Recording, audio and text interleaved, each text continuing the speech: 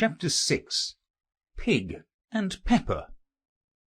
For a minute or two she stood looking at the house, and wondering what to do next, when suddenly a footman in livery came running out of the wood.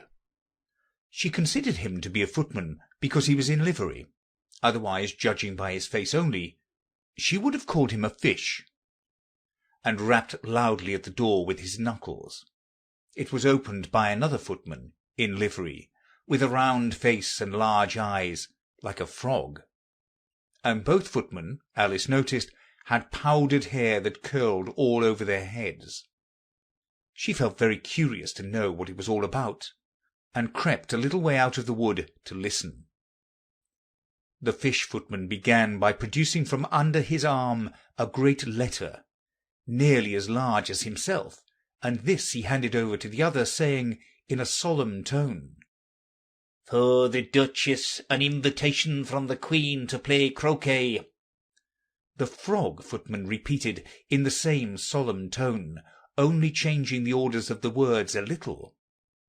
"From the Queen, an invitation for the Duchess to play croquet." Then they both bowed low, and their curls got entangled together. Alice laughed so much at this that she had to run back into the wood for fear of their hearing her, and when she next peeped out, the fish footman was gone, and the other was sitting on the ground near the door, staring stupidly up into the sky. Alice went timidly up to the door and knocked. "There is no sort of use in knocking," said the footman, "and that for two reasons. First, because I'm on the same side of the door as you are. Secondly, because they're making such a noise inside, no one could possibly hear you." And certainly there was a most extraordinary noise going on within, a constant howling and sneezing, and every now and then a great crash, as if a dish or kettle had been broken to pieces.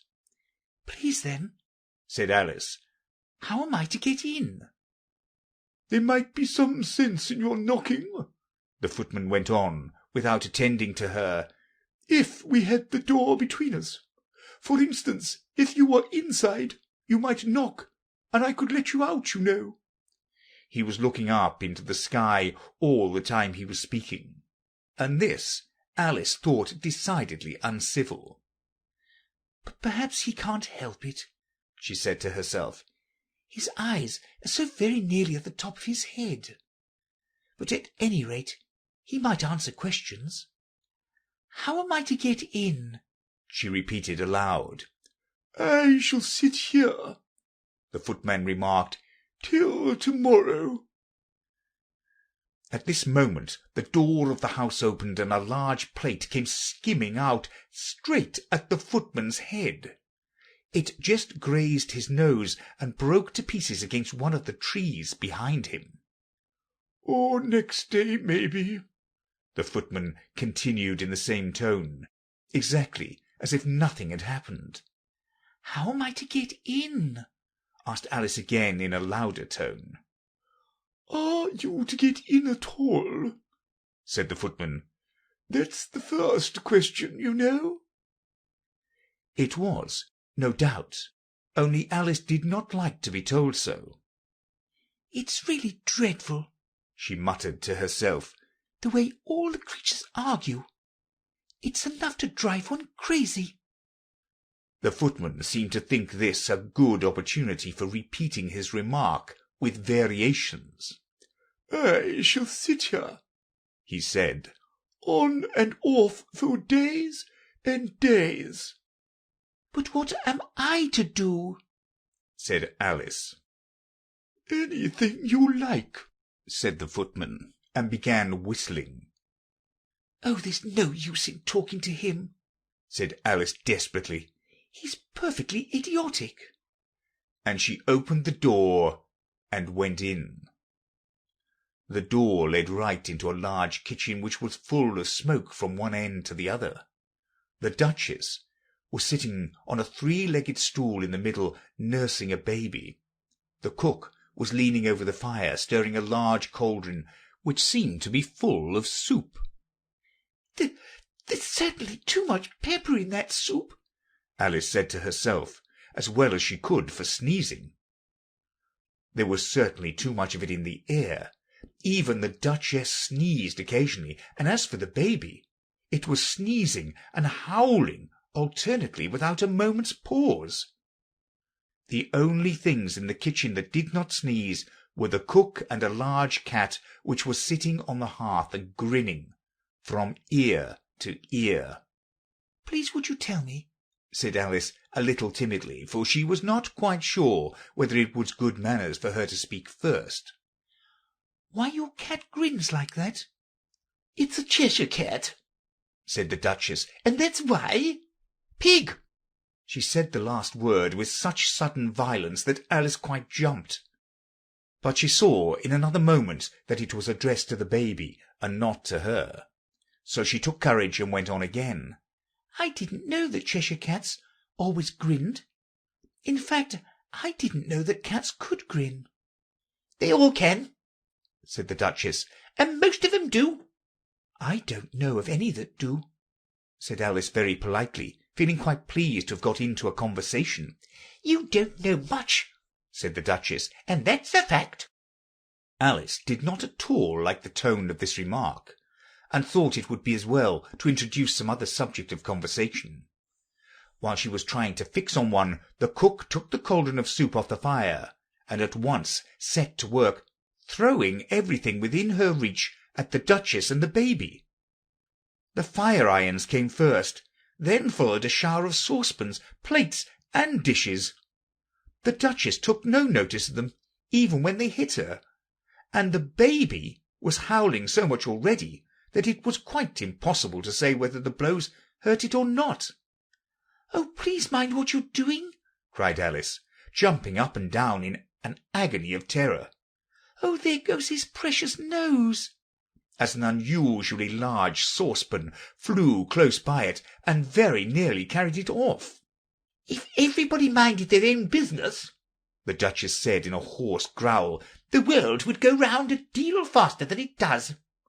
"Which would not be an advantage," said Alice, who felt very glad to get an opportunity of showing off a little of her knowledge. "Just think of what work it would make with the day and night. You see, the earth takes 24 hours to turn round on its axis." "Talking of axis," said the Duchess, "chop off her head." Alice glanced rather anxiously at the cook to see if she meant to take the hint, but the cook was busily stirring the soup, and seemed not to be listening. So she went on again. 24 hours, I think, or is it 12? "Oh, don't bother me," said the Duchess. "I never could abide figures."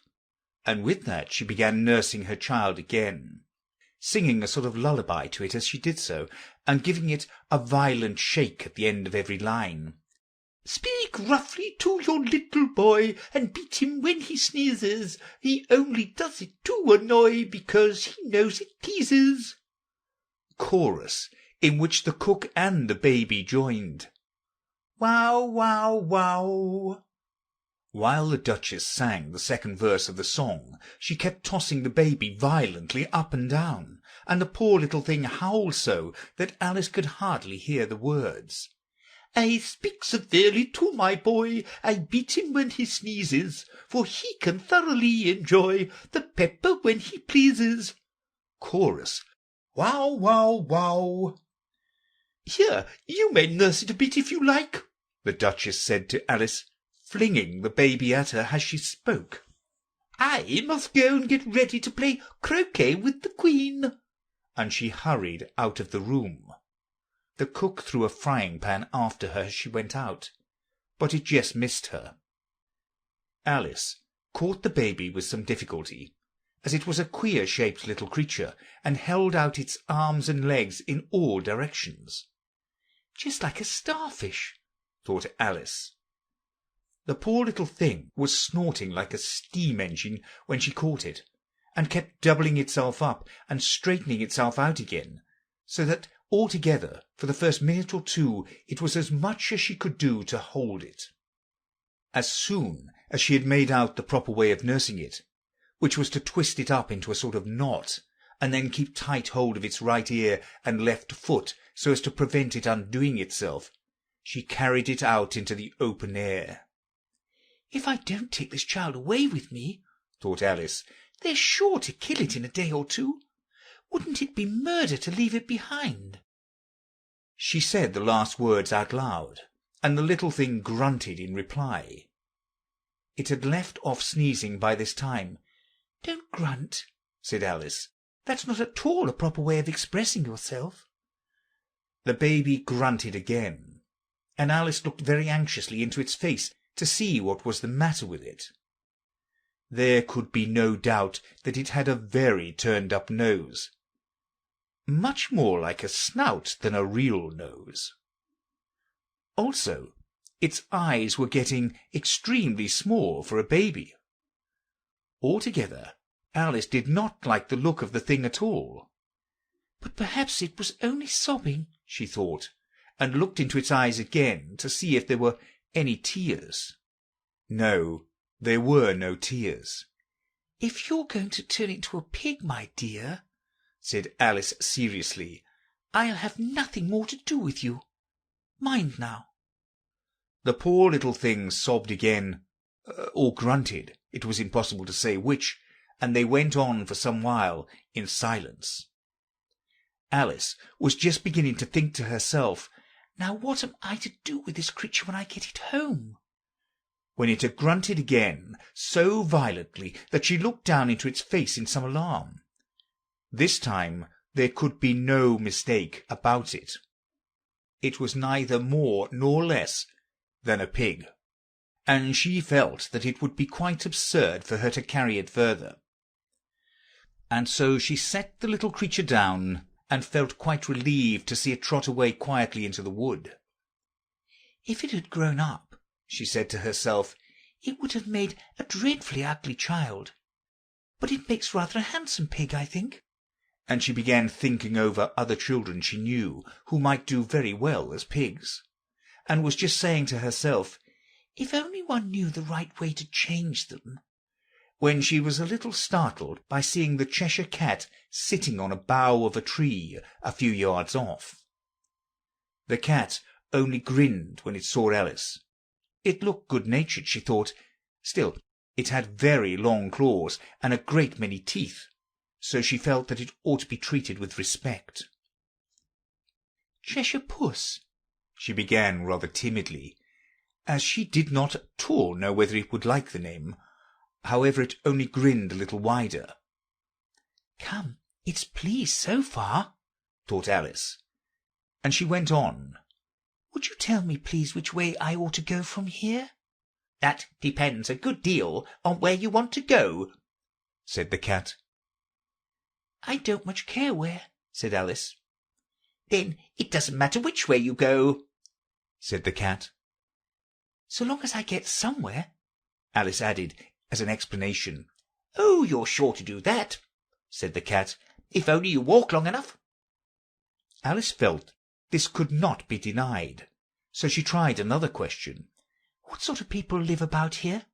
"In that direction," the cat said, waving its paw around, "lives a hatter, and in that direction," waving the other paw, "lives a March hare. Visit either you like. They're both mad." "But I don't want to go among mad people," Alice remarked. "Oh, you can't help that," said the cat. "We're all mad here. I'm mad, you're mad." "How do you know I'm mad?" said Alice. "You must be," said the cat, "or you wouldn't have come here." Alice didn't think that proved it at all. However, she went on. "And how do you know that you're mad?" "To begin with," said the cat, "a dog's not mad, you grant that?" "I suppose so," said Alice. "Well then," the cat went on, "you see, a dog growls when it's angry and wags its tail when it's pleased. Now I growl when I'm pleased and wag my tail when I'm angry. Therefore I'm mad." "I call it purring, not growling," said Alice. "Call it what you like," said the cat. "Do you play croquet with the Queen to-day?" "I should like it very much," said Alice. but I haven't been invited yet." "You'll see me there," said the cat, and vanished. Alice was not much surprised at this. She was getting so used to queer things happening. While she was looking at the place where it had been, it suddenly appeared again. "By the by, what became of the baby?" said the cat. "I'd nearly forgotten to ask." "It turned into a pig," Alice quietly said, just as if it had come back in a natural way. "I thought it would," said the cat, and vanished again. Alice waited a little, half expecting to see it again, but it did not appear, and after a minute or two she walked on in the direction in which the March Hare was said to live. "I've seen hatters before," she said to herself.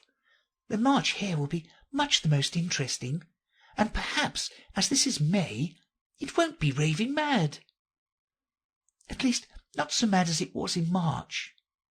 As she said this, she looked up, and there was the cat again, sitting on a branch of a tree. "Did you say pig or fig?" said the cat. "I said pig," replied Alice. "and I wish you wouldn't keep appearing and vanishing so suddenly. You make one quite giddy." "All right," said the cat, and this time it vanished quite slowly, beginning with the end of the tail and ending with the grin, which remained some time after the rest of it had gone. "Well, I've often seen a cat without a grin," thought Alice, "but a grin without a cat is the most curious thing I ever saw in my life." She had not gone much further before she came in sight of the house of the March Hare. She thought it must be the right house, because the chimneys were shaped like ears, and the roof was thatched with fur.